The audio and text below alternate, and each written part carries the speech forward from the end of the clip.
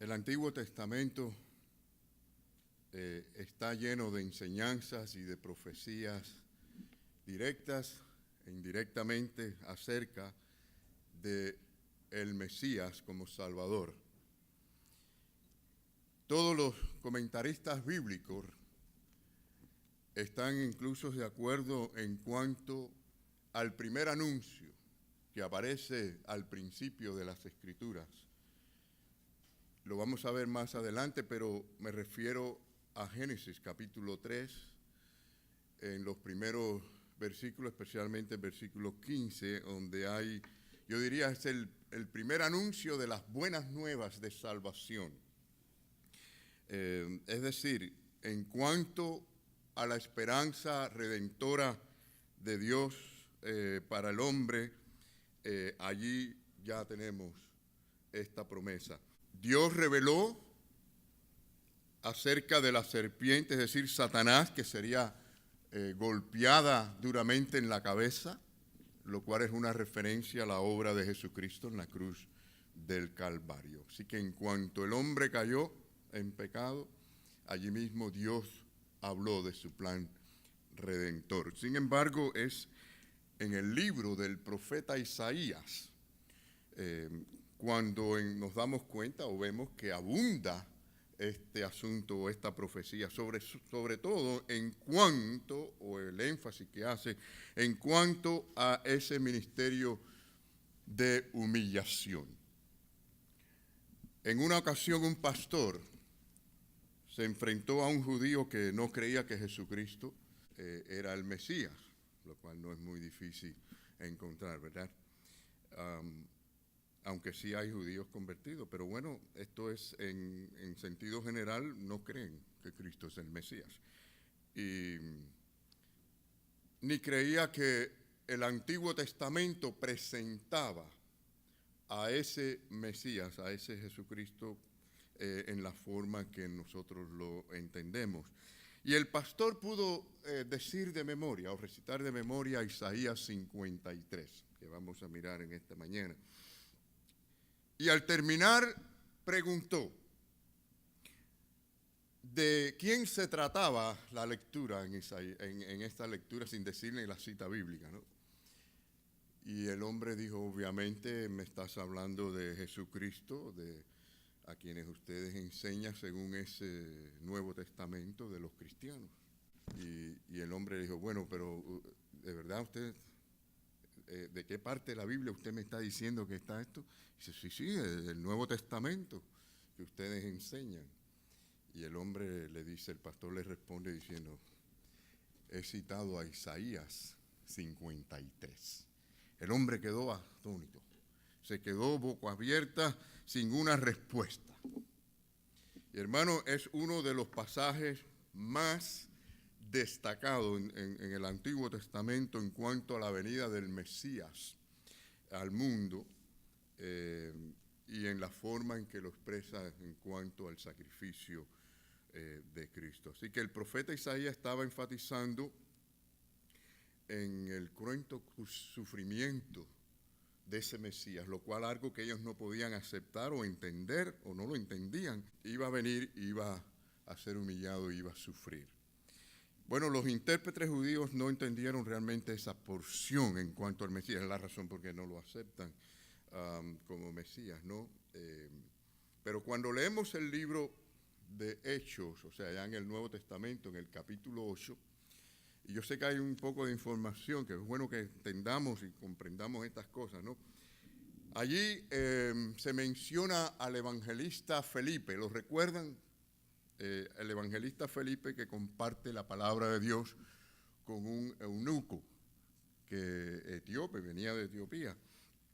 Y aparentemente estaba leyendo precisamente Isaías 53 y no entendía lo que estaba en cuanto a quién se refería. O sea, había cierto entendimiento, obviamente conocía acerca de las Escrituras, muy posiblemente tenía las interpretaciones rabínicas que habían en cuanto a esto, y se discutía si esa enseñanza de Isaías 53 se refería al mismo profeta Isaías o a algún otro profeta. Y por eso en la historia, cuando ustedes la leen, el eunuco le dice a Felipe, bueno, te ruego que me digas, ¿de quién dice el profeta esto? ¿De sí mismo o de otro? Porque la idea era saber quién era ese a quien se refería, pero no lo relacionaban con ese otro, no lo relacionaban con el Mesías, y no lo relacionan. Entonces Felipe, claro, procedió a explicarle que ya esa historia había ocurrido. Ya Cristo había muerto en la cruz del Calvario, había sido resurrecto, había ascendido al cielo. Y fue un momento maravilloso, ¿verdad? Que hizo que aquel hombre quisiera entregar su vida y servir al Señor y pidió el bautismo, ¿no? Así que Isaías 53 nos enseña que el Señor Jesucristo, si lo analizamos bien, no tiene comparación con ningún ser celestial o angelical, porque es 100% hombre. No tiene comparación con ningún profeta, ninguno de los mejores hombres del mundo, porque es 100% Dios. Y eso es algo que les chocaba a ellos y no aceptaban de su propio Mesías. Razón por qué quisieron apedrear a Jesús en ocasiones y matarlo, porque entendían que se hacía igual o equivalente a Dios, como hijo de Dios. Bueno, en primer lugar, el nacimiento del Mesías. Vamos a ver, el primer versículo hace una pregunta importante. ¿Quién ha creído a nuestro anuncio? ¿Y sobre quién se ha manifestado el brazo de Jehová? Esto es muy importante. Si lo vamos a ver en sentido, la respuesta breve es ¿quién ha creído? Nadie. ¿Sobre quién se manifiesta? Los escogidos, los que son tocados por la gracia de Dios. Pero sí, o sea, lo que estamos viendo aquí es que antes de entrar en el nacimiento de Jesús, el profeta expresa realmente la sordera espiritual. El problema, no solo yo diría de Israel, claro que está hablando de Israel, pero también el problema del hombre. Por eso dice, ¿quién ha creído? Y Juan menciona este asunto. También hace referencia a la sordera espiritual del hombre, y quiero que lo vean conmigo en Juan capítulo 12, donde dice, para que se cumpliese la palabra del profeta Isaías, que dijo, ¿sí? Está haciendo referencia de nuevo a Isaías, Señor, ¿quién ha creído a nuestro anuncio? O sea, si la gente hubiera todo el mundo creído y todo el mundo no hubieran dicho esto, pero era todo lo contrario, tan poca gente, de tanto oír, y pocos respondían. ¿Y a quién se ha revelado el brazo del Señor? Porque si no es revelado, no pueden oír, no pueden entender. Es decir, hay que hacerles ver, tienen que oír, tienen que ser oidores, ¿no? Y no todos son oidores. Miren, aquí se ve el problema, porque miren el versículo 39 dice, por esto no podían creer. Ven que hay una imposibilidad. Y dice, porque también dijo Isaías, cegó los ojos de ellos. ¿Está viendo esto, hermano? Fíjense, hay dos cosas que dice aquí bien fuertes. Cegó los ojos de ellos y endureció su corazón. Ahora, ¿cómo es esto? ¿Dónde es que...? Porque dice, Dios hizo esto a los hombres. El problema es que hay que entender que cuando el hombre cayó en pecado, en desobediencia, vino la maldición de Dios. Y esa maldición desde lo espiritual a todo lo demás, ¿no? Hasta la tierra fue maldecida. Y dice las Escrituras que quedó destituido de la gloria de Dios. Entonces el que está ciego no puede ver. Y el que tiene un corazón endurecido no puede ablandarlo por sí mismo, está endurecido. Entonces, ¿qué necesita? Un milagro, un milagro. Es un problema serio el problema del hombre en lo espiritual. Dice, y además dice, y entiendan con el corazón. No lo dijo Pablo, no hay quien busque a Dios, no hay quien entienda. Ahí está. Pero sí, el propósito de Dios dice, se conviertan y yo los sane. Dice yo. Es Dios quien los convierte y es Dios quien los sana. Es Dios el que da un corazón de carne a un corazón de piedra. Es decir, que es Él el transformador, el que da la vida. Por eso Cristo dijo, yo soy el camino, la verdad y la vida. Lo mismo dijo el apóstol Pablo en Romanos. Si ustedes vienen conmigo a Romanos capítulo 10, mis queridos hermanos, dice, mas no todos obedecieron al evangelio. ¿Escucharon esto? ¿Recuerdan cuando hablábamos de la ingratitud? Porque aprendemos más acerca de que somos a veces ingratos, hablando más de la ingratitud, estudiando la ingratitud, que a veces la gratitud misma, ¿no? Nos creemos a veces que somos muy agradecidos a Dios y no lo somos. Y hermanos, cuando analizamos nuestras desobediencias nos damos cuenta que no somos tan obedientes. Pero dice la palabra que no todos obedecieron en el sentido de que siguieron a Jesucristo, al Evangelio. Dice, pues Isaías dice, de nuevo, mira, cita a Isaías. Señor, ¿quién ha creído a nuestro anuncio? Así que la fe es por el oír. ¿Y qué más? El oír por la palabra de Dios. Este es uno de estos pasajes, esta es una de estas frases que se dicen al revés. Se comienza con el resultado y se termina con el origen donde comienza todo el asunto. Miren, esta parte, así que la fe es por el oír por la palabra de Dios, termina con Dios, ¿no? Y ahí es donde empieza con Dios. Porque es la palabra de Dios la que hace que el hombre pueda oír. Es Él con su palabra, con su gracia, su poder. Y cuando el hombre puede oír, entonces puede tener fe. Así que usted dice, bueno, es la fe por el oír, pero es el oír el que causa la fe. Y si no hay palabra de Dios en el corazón del hombre, entonces no puede oír, estás sordo, sin oír. Así que es un problema serio el del hombre. Es decir, que para oír, si ustedes los analizan a la luz de los otros evangelios, hay que ser oveja. Porque el Señor dice que solamente sus ovejas oyen su voz. Y se hace esa comparación de animales, ¿no? De entre cerdo y oveja. Yo sé que a nadie le gusta que le digan cerdo, ¿no? Imagínense que un pastor le diga a los pecadores, ustedes son cerdos, a menos que quieran ser ovejas y Dios los puede comer. Nunca he oído algo así, pero en el sentido espiritual es la realidad. Es decir, la oveja es la que oye la voz del pastor y le sigue.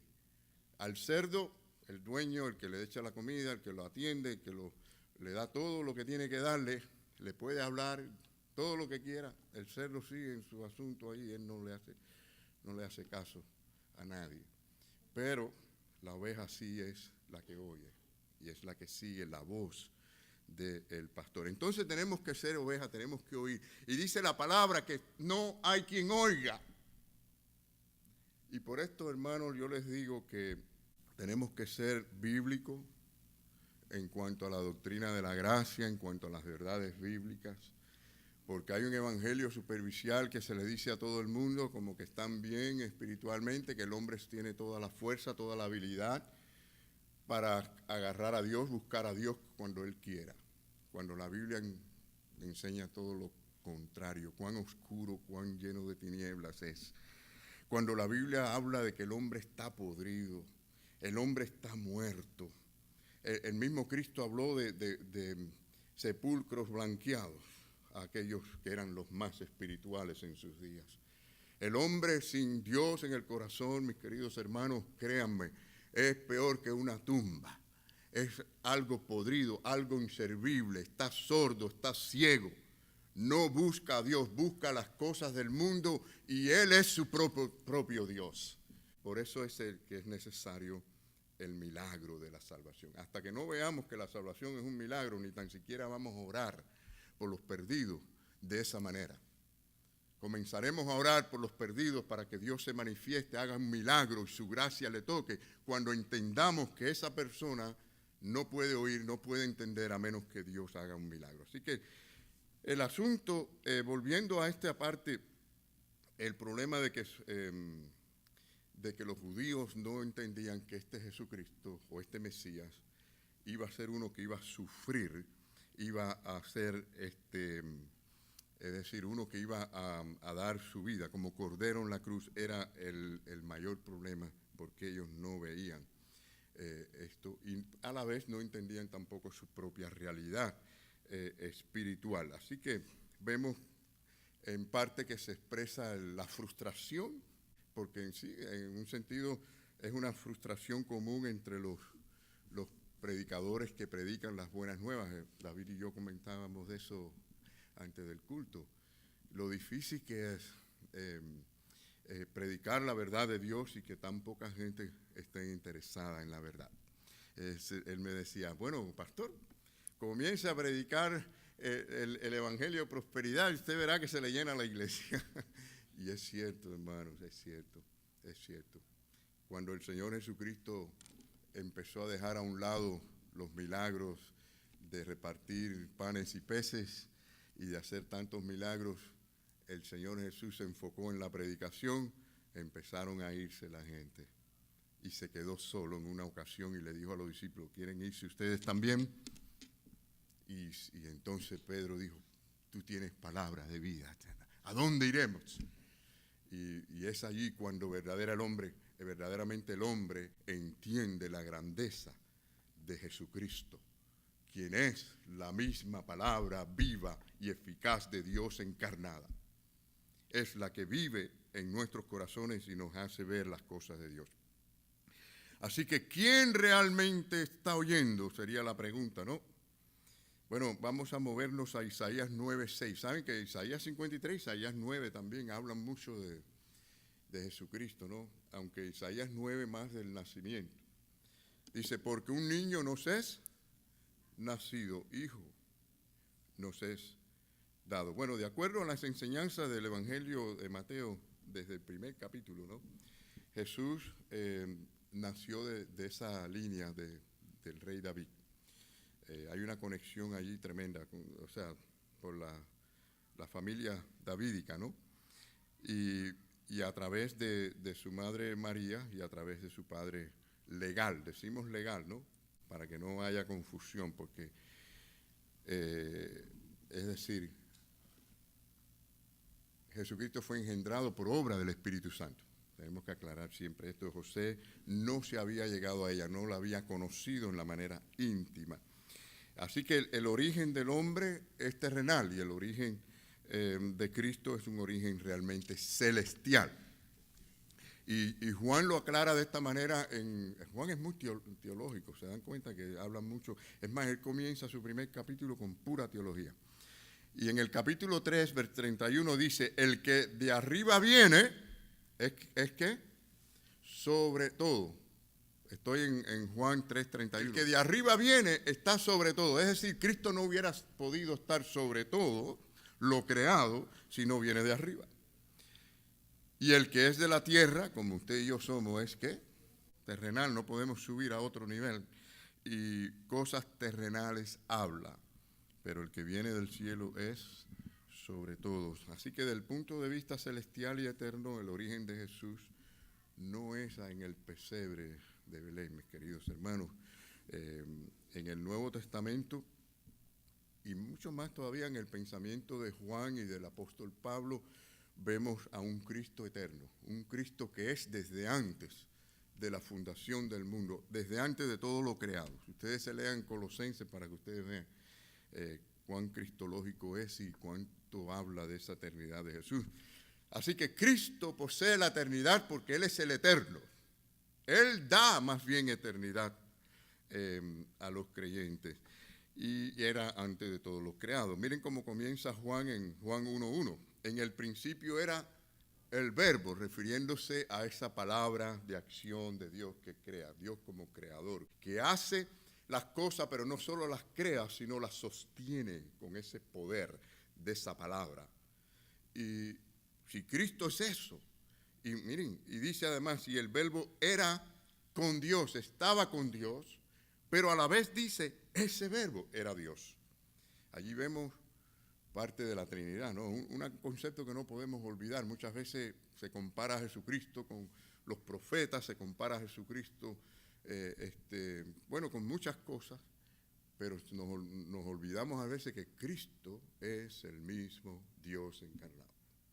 Es difícil de entenderlo humanamente, como Dios Padre, Dios Hijo y Dios Espíritu Santo sean una misma cosa. Nos cuesta trabajo entenderlo. Ahora, si usted pudiera entender a Dios, Dios no fuera Dios.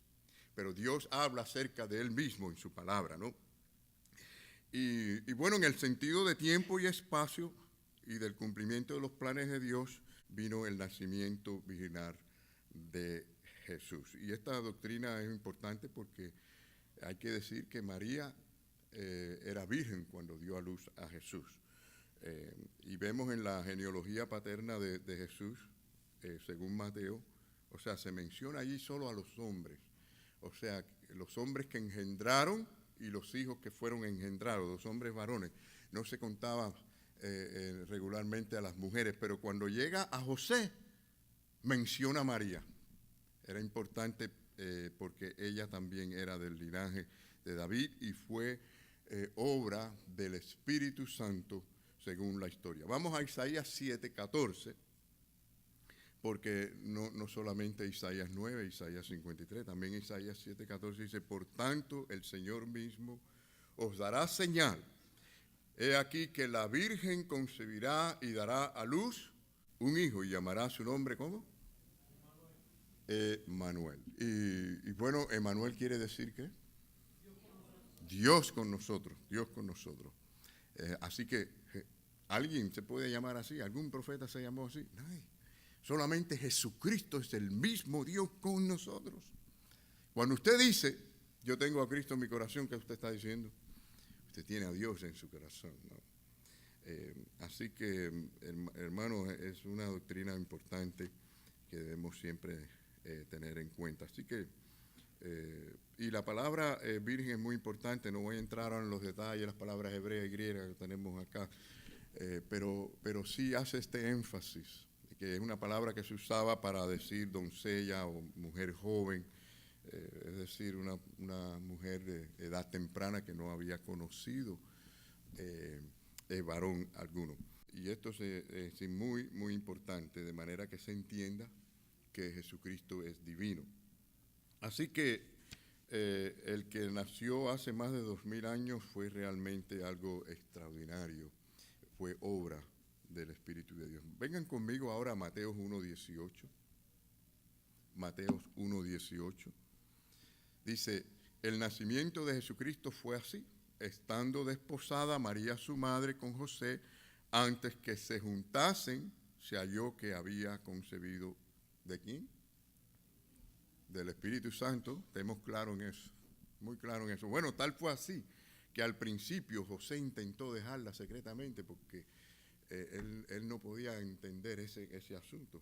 Este es un caso único. Yo sé que hoy en día, por los medios de la ciencia médica, se pueden introducir los elementos necesarios para que la mujer pueda concebir dentro de su vientre. Pero esto no es el caso de esos tiempos, gracias a Dios que podemos decir que no existían esas tecnologías y sin duda era virgen. Bueno, hermanos, la Navidad no existe porque a alguien se le ocurrió hacer buen negocio con esta celebración. Una fiesta familiar y una fiesta que sea mundial, y los inversionistas quisieron hacer mucho dinero y mucho negocio y levantar la economía y enriquecerse. Bueno, aunque la Navidad existió y existe porque Dios vino al mundo, no podemos negar que se han aprovechado de esto por tantos años los inversionistas, los comerciantes, para hacer de esto un negocio. Díganme si no es verdad, hermano. Díganme si no es verdad esto. Esto es comercio puro, comercio puro. Y saben que la gente se compran regalos y se regalan para aquí y se regalan para allá, se meten en compromiso y le regalan a uno y ay, ahora tengo que regalarle al otro y entonces imagínense, me regalaron algo que vale $40.99, yo tengo que comprar algo que por lo menos cueste $40.98 y entonces están con ese problema de aquí para allá, de allá para acá, y el que menos regalo coge, ¿quién es? El Señor. Y gastan lo que no pueden gastar, las tarjetas, y los comerciantes de las tarjetas están contentos mirando todos los días cómo la gente aumentan la cantidad que deben. Qué bueno, qué bueno. Y después la gente pasa en todo por eso hay tanta depresión, creo yo, en enero. Después que pasa esto, hay tanta gente con depresión. Saben que la estadística siempre ha dicho que el más alto % de suicidio ocurre después de las Navidades, ¿no? Y después del Año Nuevo. Imagínense. tantas deudas, después no la pueden pagar, y después toda esa gente que mostraron tanto amor y tanto cariño no la ven en todo el año. Mis queridos hermanos, hay que poner los pies en la tierra y darnos cuenta cómo el Señor ve esto. ¿Se ha preguntado usted cómo el Señor ve todo esto? Que lo menos que nos interesa realmente es adorarle, servirle, darle nuestro corazón, nuestro pensamiento, nuestro servicio, nuestro talento. Y estamos tan preocupados por todas estas cosas de la Navidad que celebran hoy la gente. Y nos causa estrés cualquier cosa. Hasta un bombillito que no encienden el arbolito, ya hay un estrés tremendo con eso. Hay que buscar el bombillito y el fusible se fue, hay que buscar el fusible. Y tremendo estrés con todo este lío. Y hermanos, la experiencia misma a veces nos enseña y nos dice, espera, tú estás mirando esto de una manera que no debe ser. Bueno, en segundo lugar, el sufrimiento vicario del Mesías. O sea, entramos un poquito más en el asunto del problema de los judíos, porque Isaías se dirige a ese Mesías que van a rechazar, cosa que no cabía en la mente de los judíos. No podía ser un Mesías que fuera a ser rechazado para ellos.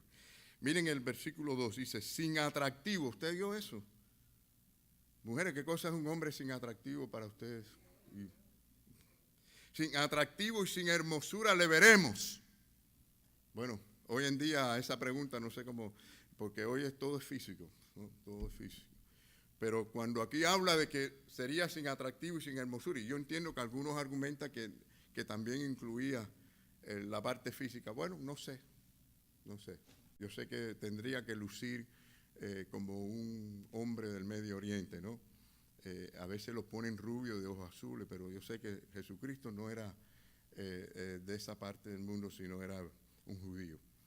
Lo que sí puedo decir es que en cuanto a lo que era atractivo y hermoso, allí, mis queridos hermanos, esto era un asunto espiritual, un asunto de enseñanza, era su papel o su rol como Cordero de Dios. Y es allí donde ellos no lo ven a él, lo ven sin ningún atractivo, A veces lo que es atractivo para nosotros es lo que menos debe ser atractivo. A veces lo que más debe atraernos y más debe gustarnos, lo que menos nos gusta. Y nos fijamos en aquello que no es lo que debemos fijar. Y ahí fracasamos, mis queridos hermanos, en las relaciones y en las cosas, porque no valoramos lo que hay que valorar. Y cuántas relaciones no han tenido sus problemas por este asunto, ¿no? Pero el asunto aquí es que este rey llevaba una vestimenta distinta, no esa vestimenta que ellos seguro se imaginaban, ¿no? La de un traje real, la de una corona de oro, la de un hombre con una influencia política tremenda o poder militar. Ahora se encontraron con un hombre que tenía la vestimenta de un cordero, como que iba a un matadero. No era atractivo para ellos, ¿no? Así que ellos no aceptaban a este Mesías y por eso no lo aceptan. Vamos a ver el versículo 3 conmigo, mis queridos hermanos, para que vean el asunto, dónde está el problema. Al ser más glorioso, más sublime, al ser que es la realidad del mismo universo, despreciado. Y lo despreciamos muchas veces. ¿Lo despreciamos o no lo despreciamos? El hombre lo desprecia. A veces nosotros mismos, creyentes en la gracia del Señor, actuamos como que despreciamos la obra misma de Cristo en la cruz. Despreciado y desechado entre los hombres, varón de dolores. Si hay un ser en todo el universo que nunca debió haber experimentado esto, era Jesús. Y dice aquí, y como que escondimos de él el rostro. ¿Cuántos como que se esconden detrás de sus actividades y de sus pecados y de sus pensamientos para no adorar al Señor, servirle con fidelidad? ¿Cuántos se esconden?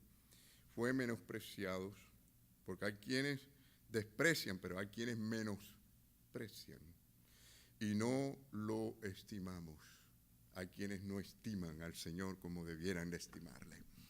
Y quizás algunos de nosotros aquí estemos en este mismo problema. Y pueda decir en esta mañana, Señor, yo no te estoy estimando como debiera estimarte. Noten conmigo el versículo 5 al 7, dice, mas él herido fue por nuestras rebeliones, molido por nuestros pecados y castigados de nuestra paz fue sobre él. Y el castigo de nuestra paz fue sobre él, y por su llaga fuimos nosotros curados. Más adelante dice, fue llevado al matadero. Y el versículo 9 dice que se dispuso con los impíos su sepultura, mas con los ricos fue en su muerte, aunque nunca hizo maldad, ni hubo engaño en su boca. Murió entre pecadores, aunque una persona rica donó su tumba.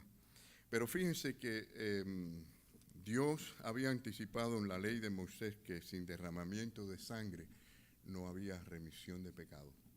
Y por eso le enseñó al pueblo judío que había que dar los sacrificios y derramar la sangre de los corderos. Y aquí está. Es decir, los judíos tenían que estar preparados.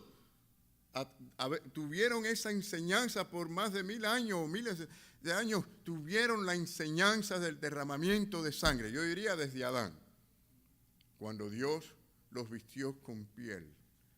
Allí fue el primer sacrificio que Dios hizo y lo enseñó. Y por eso que Caín y Abel adoraban a Dios, pero la ofrenda de uno no fue aceptada, la de Caín, y aceptó la de Abel, quien había dado el sacrificio que tenía que hacer.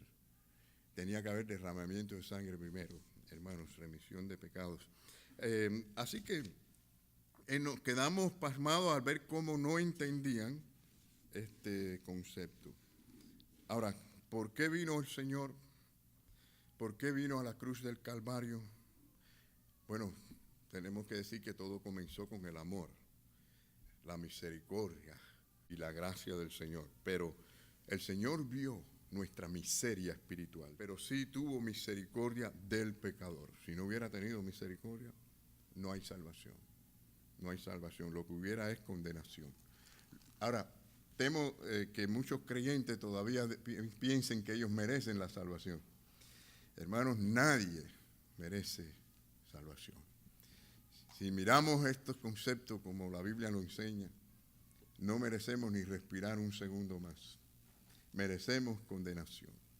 Y que Dios nos salve es algo que no podemos explicar. Es para darle gracias al Señor y adorarle por el resto de nuestra vida, porque no lo merecemos. ¿Estamos claros en eso, hermanos? ¿Estamos claros? No merecemos, por eso dice por gracia. La gracia es un regalo inmerecido de Dios. Él lo da, usted no se lo merece, y Él se lo regala, usted no lo puede alcanzar. En tercer lugar, la salvación del Mesías. Dios prometió la salvación desde la caída del hombre. Bueno, ya mencionamos Génesis 3:15, no lo vamos a leer, aunque está acá, lo vamos a solo mencionar, porque allí es donde Dios habla de que la serpiente que hirió a la mujer. ¿Quién fue la serpiente que hirió a la mujer? Satanás. Y engañó a la mujer. Sería herida en la cabeza. Fíjense, desde Génesis, el tercer capítulo de Génesis, Dios está hablando de que sería herida, con una herida mortal, lo cual ya está hablando de la obra de la cruz de Cristo. Así que no se olvide Génesis 3:15 y compáralo con Juan 3:16. Donde Dios da a su Hijo en la cruz del Calvario, ¿verdad? Para que todo aquel que en Él crea no se pierda. Entonces, miren, Génesis 3:14 dice, Jehová Dios dijo a la serpiente, por cuanto esto hiciste, maldita serás entre todas las bestias, y entre todos los animales del campo sobre tu pecho andarás. Así que por primera vez, este ser creado por Dios empezó a arrastrarse en la forma que lo vemos hoy en día como una serpiente. No era así originalmente. Y polvo comerás todos los días de tu vida. Entonces, hermanos, la Biblia enseña esta realidad de la maldición. En Apocalipsis 12:9 dice, y fue lanzado fuera el gran dragón, Satanás, la serpiente antigua, que se llama Diablo y Satanás, el cual engaña. ¿A quién engaña? Al mundo entero, dice. Así que no engañó a Adán solamente y a Eva, engaña al mundo entero. Dice la palabra que aún, si es posible, tratará de engañar aún a los escogidos. A los escogidos. Hermano, es un engañador muy astuto. Le hace ver algo que no es. fácilmente. Sabe cómo hacerlo. Sabe esperar el momento débil nuestro, cuando estamos débiles en nuestros sentimientos, cuando estamos preocupados o muy tensos con algo. Él sabe cómo engañarnos. Pero tenemos la palabra de Dios, que es vida y es luz, y de la que nos podemos siempre agarrar. Entonces, hermano, dice, yo pongo enemistad entre ti y la mujer, entre tu linaje y el suyo. Él te aplastará la cabeza y tú solo tocarás sus calcañares. Esta es una de las versiones que leí, una de las versiones incluso católicas. Si digo esto delante de algunos pastores bautistas tradicionales, me botan del... Pero lo digo porque es una versión que la pone correcta, mientras que las otras versiones lo dicen incorrectamente. Pero para que vean que ellos tienen una versión, la Biblia para el pueblo de Dios, que este pasaje lo dice de manera correcta. Entonces, tengamos esto en mente, hermanos. El Señor prometió la salvación a través de Jesucristo. En Isaías 7:14, por tanto, el Señor mismo os dará señal, he aquí que la Virgen concebirá y dará a luz un hijo y llamará su nombre Emmanuel. Esto no fue un accidente, esto fue una obra bien planeada por nuestro Dios desde antes de la fundación del mundo, y es decir, su muerte fue por causa de nuestro pecado. Y su muerte no fue en vano, porque dice, verá linaje. Y hay justicia para todos, según el versículo 11, la justificación, que es importante. Hermano, qué bueno saber que delante de Dios no hay en mí un pecado por la justificación, por la obra de Cristo. Dios no puede aceptar nada que sea sucio. Qué bueno saber que en cuanto a mi posición, es decir, al estar en Cristo, tengo esa limpieza total y completa. Es como si yo nunca hubiera pecado. ¿Qué les parece eso? Qué bueno saber esto. Ahora, en la práctica nosotros sí pecamos, lo sabemos, ¿no?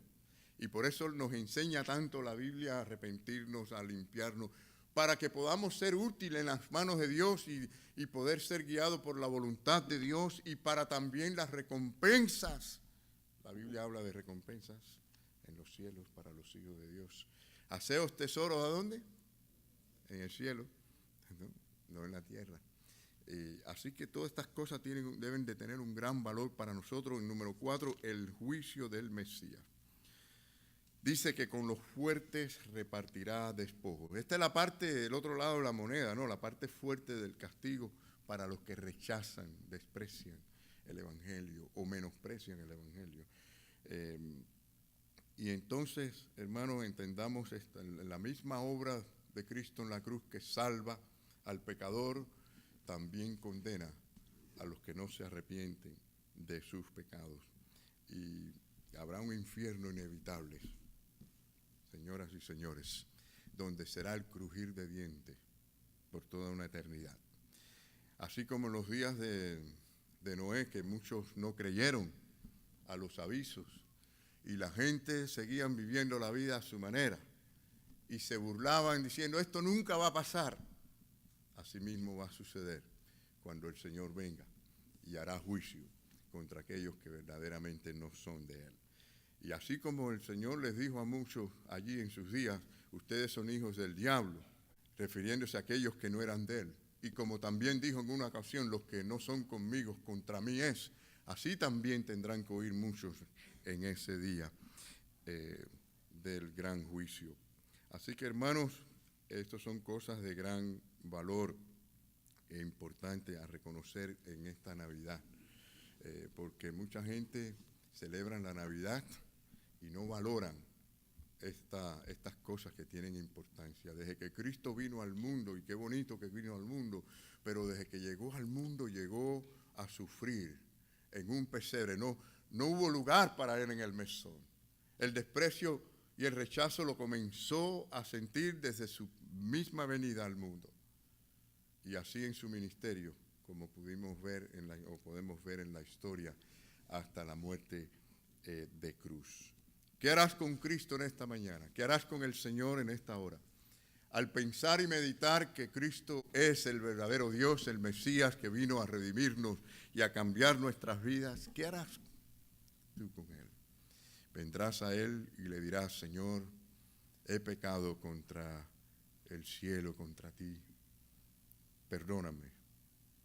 No soy nada sin ti. Soy un pobre miserable, un mendigo que no tiene nada que darte a menos que tú me conviertas y me cambies y hagas de esto tan inservible algo que te glorifique. ¿Quieres venir al Señor y reconocerlo de esta manera en esta mañana? Y decirle, Señor, este pecador no ha sabido amarte.